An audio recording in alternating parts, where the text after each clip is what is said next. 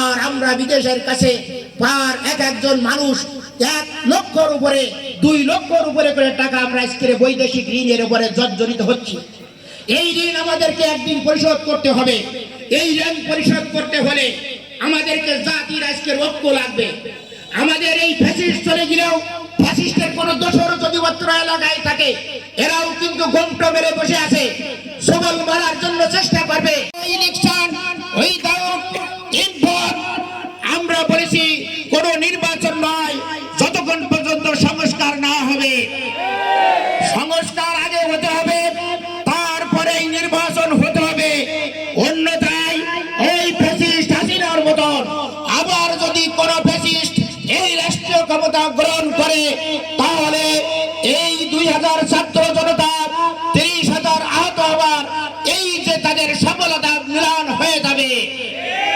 তাই আমরা বাংলাদেশ জামাত ইসলামী বিশ্বাস করে বাংলাদেশে একটি গণতান্ত্রিক প্রক্রিয়ায় এমন একটি শাসন কায়েম করতে চাই, যেখানে অধিকার চাইলেও পাবে, না চাইলেও পাবে। কারণ আমাদের প্রেরণা হযরত ওমর রাদিয়াল্লাহু তাআলা আনহু সারা পৃথিবীর অর্ধেক শাসন করার পরেও এই অনুভূতি ছিল, ফরাতের তীরে যদি একটি কুকুর না খেয়ে মারা যায় তাহলে আল্লাহর কাছে কৈফিয়ত দিতে হবে।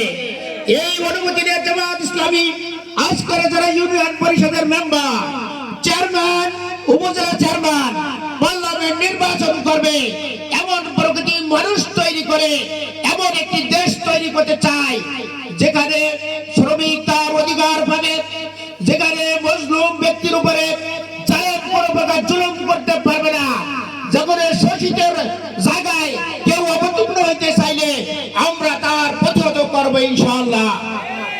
আমি আজকের এই কর্মী সম্মেলনে আপনারা যেহেতু 26/2/2025 তারিখে বাংলাদেশের জমিনে এই সুন্দর ভূখণ্ডে